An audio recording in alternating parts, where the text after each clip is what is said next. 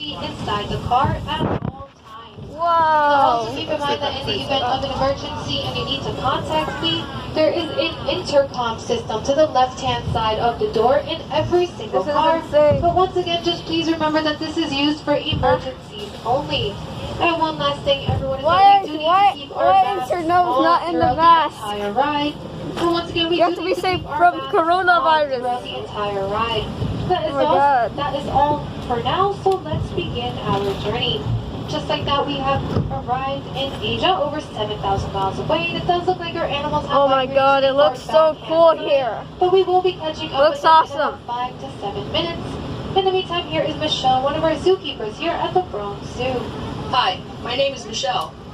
I'm part of the Nice to meet you, Michelle. We call this area Kanha Anyway, where we care for about 40 Marasinga deer, 15 axis deer, 10 black buck, and a pair of muntjac. We start. Newborns are given a neonatal exam, which includes weighing, vaccination, and tagging for identification purposes. While the animals are in the meadow, we prepare their nighttime holding areas so that they have a safe and clean place to spend the night. Now these two farm huts tell a very interesting WCS conservation story. Farmers in Indonesia live closely with wild animals, like elephants, which we will see shortly. WCS field staff work with local leaders and farmers in Indonesia to come up with the Crop Protection Unit. This unit created many different ways for farming to continue in close proximity of wild animals. One strategy was to soak ropes in chili powder and place them around the crops. Elephants do not like chili and leave the farms alone, allowing the farmer and the animals to share the habitat peacefully. To see something over But there. we all know that an animal that is extinct means that it no longer exists, like the dinosaur or the dodo bird. This next animal was actually on the verge of extinction. In fact, the Mongolian wild horse, or Przewalski's horse, was extinct in nature and could only be found in zoos, much like the one we are in today. Now here at the Bronx Zoo, we have a herd of 9 horses, and they are all right in front of us once we enter the exhibit, so we were able to take a good look at them. Because once you do, you might have noticed they look a little bit different from our average domesticated horses. So you may have noticed they have shorter legs, a stockier build, erect manes, and they are missing the forelock, which is the piece of hair that falls in between their eyes and onto their foreheads. Now as we continue to make our way up this hill, here's a note from one of our field scientists, and his name is Jonathan. I'm Jonathan Slatt, and I'm the Russia Northeast Asia coordinator of the Wildlife Conservation Society. I believe that wildlife has a place on this earth, and my job is to find practical solutions that allow people and wildlife to work together. Henry Przewalski's horse went extinct in the wild in the 1960s. And on a recent trip to Kazakhstan, I thought about the ongoing and successful efforts in that country to bring these horses back to the Central Asian steppe. The world needs happy stories, to watch the impossible become possible, and to see hope restored. And that's what's happening today with Przewalski's horse. Now recently we have successfully reintroduced the Mongolian wild horse to several parts of Mongolia and as well as China, which stem from herds in North American and Asian zoo breeding programs. We received the first animals in 1902, and to date we have had about 50 Mongolian wild horse foals or babies born right here in the Bronx. What is that? Now once we get to the top of this hill, we're going to be on the lookout for one more endangered species called the gaur. If you did watch the zoo on Animal Planet, you might recognize these animals where we highlighted them on an episode, but we actually received 3 of them that came all the way from San Diego. So just a quick heads up, everyone, these animals do like to hang out towards the right-hand side of the field. So once you pass those fallen logs in the middle, right on top of that small hill over there, we should be able to see our gaur. No, of course not. Those are not. Now the gaur is the world's largest wild cattle, where the males can weigh up to 2,000 pounds. Well, that's as much as a small park. They can get up to 6 feet tall and 10 feet long. With their large size and those impressive horns, a male gaur can fight off just about anything, and that includes a tiger. If you look all the way to the right-hand side by the fence line, you should be able to see those large dark brown color animals.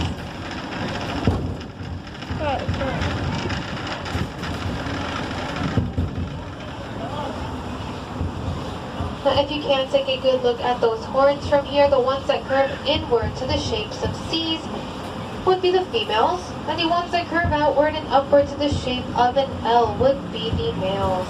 I see it there. They're right there.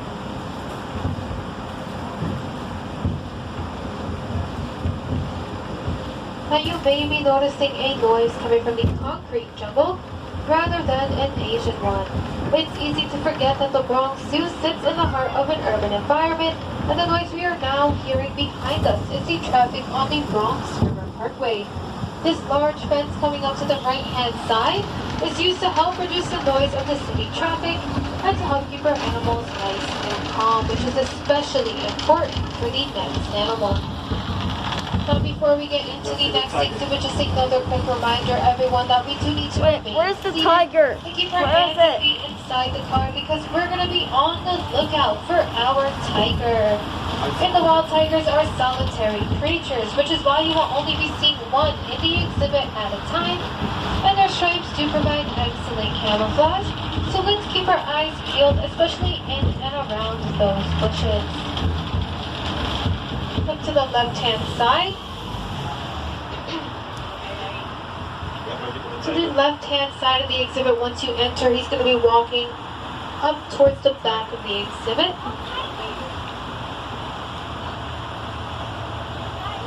WCS works with many species of tigers in the wild and at the zoo. Here is a note from one of our field scientists about his experience working with rangers to protect tigers in Indonesia. Hi, my name is Farul Amama. I'm helping the rangers of the national park in doing their forest patrol. There was a time when we found some tigers' footprints in the jungle. But then we also found that some snares are installed inside the forest, which become threats to the animal. We dismantle the snares to make sure that the tigers are safe. And if you do want to see some more tigers here at the Bronx Zoo, you can also visit Tiger Mountain, which is in the short of the monorail. Where's it?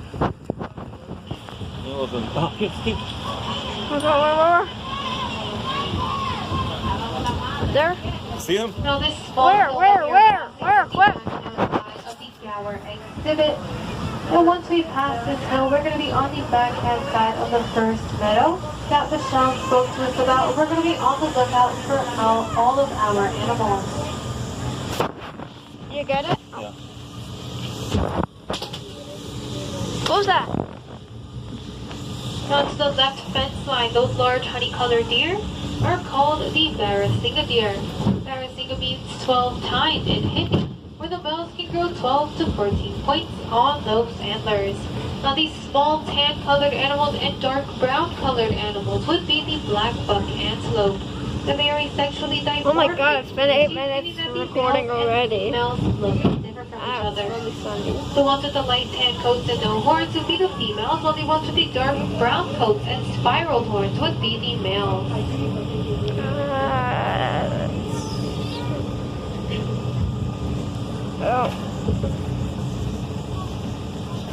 So in just a few seconds, we're going to be coming to a small bamboo forest, where we're going to try to take a look inside to find our pig-like creatures called the monorail. Okay. Now in the Malay language, they are called pig deer due to the fact that the males have tusks that erupt through the top of their snout and curve backwards towards their eyes. Now they do blend in very well with the rocky and muddy areas of their exhibit, so I do apologize in advance if we do not get to see these animals. Oh my god, it's bamboo. However, these next two animals will be no problem to spot at all, because they are the world's largest. Wait, weren't we there before? Here we have our two Asian elephants. On the lower end we have Patty, We were like all the way on there. the upper end we have Patty. Like behind the... WCS works in the field with both African and Asian elephants. Here is a note from our field scientists who work with Asian elephants. My name is Dani Gunaryadi, and I'm the Elephant Conservation Coordinator for WCS Indonesia. The first time I saw a Sumatran elephant, I thought, this is a magnificent creature. They will be safe because they are so big. But the truth is, they have declined 50% since the 1980s. Even though rats and insects cause more damage to crops than elephants, because the elephant is so huge, Psychologically, it seems more threatening. So when there is conflict, the farmers poison the elephants. In response, we created a crop protection unit to mitigate conflict and send the elephants back into the park. And it's been a huge success. Since we started in 2003, no elephants and no people have been killed. Now once again, those are our two Asian elephants, Happy and Patty, and they are both over 50 years old. Now as we leave the elephant zone behind, we're going to be on the lookout for another large land mammal. In this exhibit, we have our Indian rhinoceros. Hello back there. Callie. She's going to be standing right in front of the train by those trees there to the right.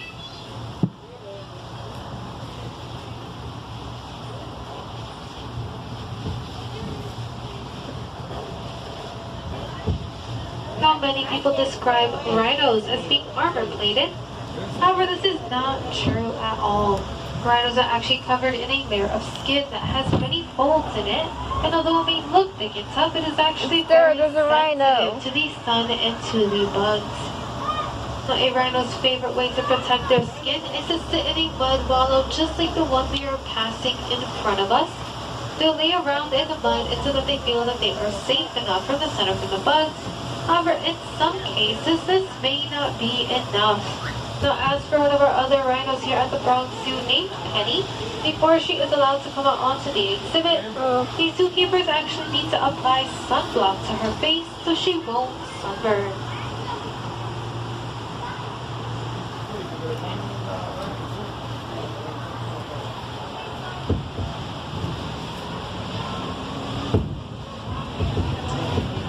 Once again, everyone, this is Callie, our Indian rhinoceros, and she's around 32 years old. And if you do want to see some more rhinos here at the Bronx Zoo, you can also visit the Zoo Center, where we have 2 white rhinos on exhibit today. The rhinos you see here are Indian rhinos. Since this is a really long video, hey, wanna hear a joke? Yeah. Wanna know what's up? Here is a note from our field office in Sumatra. The ceiling. And Wulan works with the Sumatran rhino. Sumatran rhinos are the smallest of the world's rhinos, and they are considered critically endangered. My name is Wulan Pusparini, and I'm the Species Conservation Specialist for WCS Indonesia program. No, I got it. We carried out an island-wide survey of the last wild population of Sumatran rhinoceros in Indonesia. With so many unknowns on how to manage Sumatran rhinos in the wild or captivity, our studies showed definitively that we must protect them at source. The cost of doing nothing could be the extinction of the species, and I can't imagine that. Now, in the next 2 large meadows, we're going to be on the lookout for 2 different deer species and 1 type of antelope. Now, those large tan-colored animals with the black and white stripes upon their feet would be the largest antelope species in Asia, called the Nogai antelope. Nogai means blue bull in Hindi, where the males can develop a bluish-gray tint to their coat as they mature. However, here at the Bronx Zoo, we only currently exhibit an all-female herd. Now, the large, darker-colored animals, like that guy there to the left with those big antlers, are the largest deer species in Southeast Asia, called the sambar deer. So they can get up to 5 feet tall at the shoulder and 650 pounds. Now, the males can also grow racks of antlers up to 3 feet long and like to roam around alone, whereas the females like to roam around in small herds.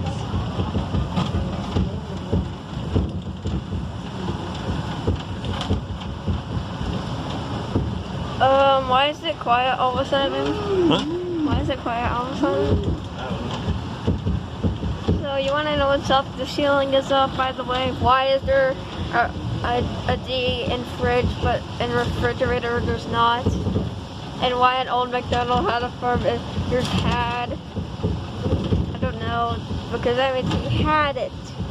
But then he didn't have it, so what the hell happened? Now, coming up all the way to the right-hand side, we're going to be passing a double fence line, and we're going to be on the lookout for the smallest deer species that we have here, called the Chinese tufted deer. Now, due to their small size and dark coloration, they do blend in very well into the rocky areas in the back of the exhibit. and they do like to hang out along the fence line, so keep your eyes to the back fence line. Now we're going to be looking for a very small, dark, gray colored animal with the white tipped ears.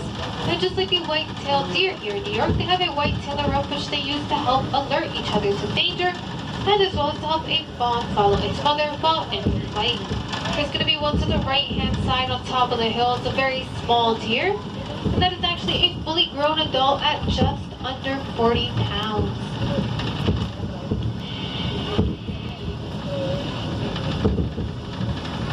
What is this thing called again? Which one? The thing we're on right now? Monorail. How do you spell that?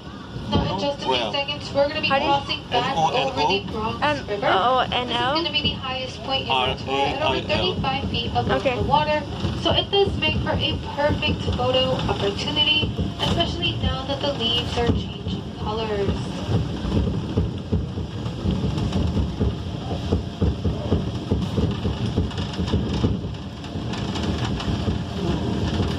Oh my god.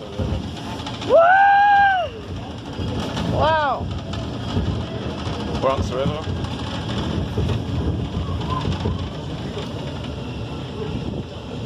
And as we cross into the next exhibit, we're going to notice that it is very rocky, which is perfect for the next species of wild mountain goats. If you look down here on the ground with those corkscrew-shaped horns, we have our markhor. Look to the right-hand side on top of these rocks. Now both the males and females have those horns and the beard. Yeah, I have it on the camera. males have the larger sets, which include the females'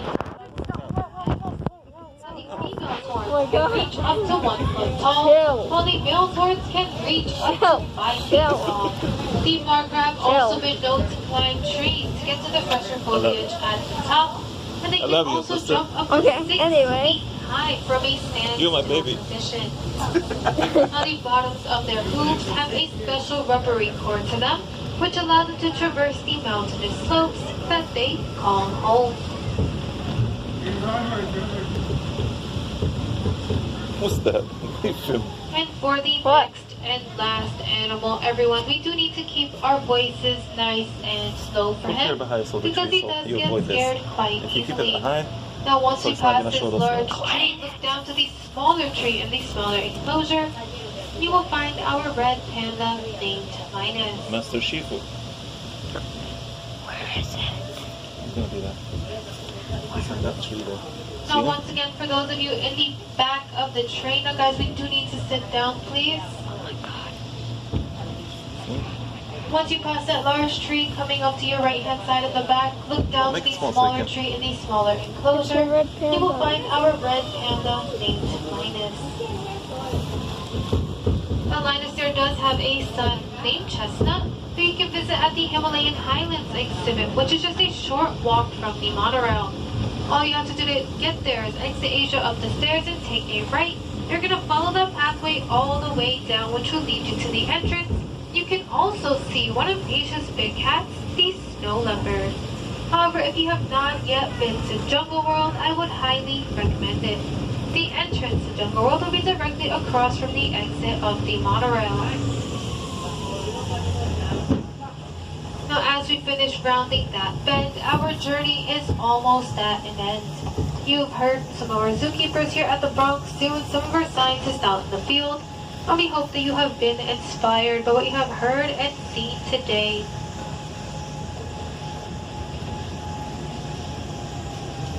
Now in just a few seconds, we're going to be coming to a quick stop just to allow the train to reset for the next tour and the train ahead of us to clear the platform. This is not going to be our final stop, so please remain seated. However, we can use this opportunity to check our surroundings and gather up all of our belongings. Because once this train does leave the platform, it will be on another 20-minute tour.